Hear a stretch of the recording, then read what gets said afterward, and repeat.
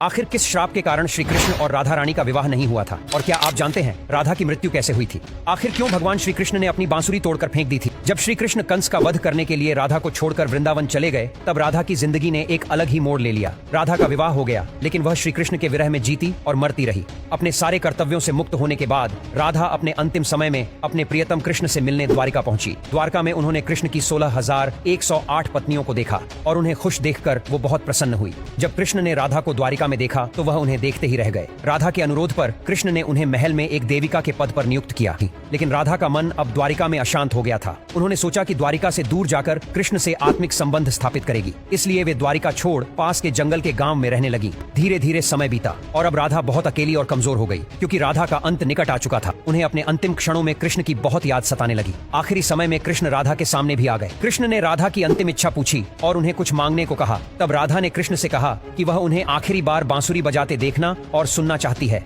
श्री कृष्ण ने अपनी बांसुरी निकाली और राधा के मुख से स्पर्श करने के बाद बेहद सुरीली प्रेम रस से भरी हुई मधुर धुन बजाने लगे। श्री कृष्ण ने दिन रात बांसुरी बजाई। बांसुरी की मधुर धुन सुनते सुनते एक दिन राधा ने श्री कृष्ण की गोद में अपना शरीर त्याग दिया और हमेशा हमेशा के लिए अपने कृष्ण में विलीन हो गई। अपनी प्रेमिका की मृत्यु श्री कृष्ण बर्दाश्त न कर सके और उन्होंने अपने बांसुरी तोड़कर वहीं झाड़ी में फेंक दी और राधा की मृत्यु को लेकर फूट फूट कर रोने लगे। दोस्तों, उस दिन के बाद से श्री कृष्ण ने जीवन में कभी बांसुरी नहीं बजाई। निस्वार्थ प्रेम भाव जो राधा रानी और कृष्ण के बीच था, वो आज एक मिसाल है। राधा रानी और कृष्ण के इस अटूट बंधन की वजह से ही लोग इन दोनों का नाम एक साथ लेते हैं।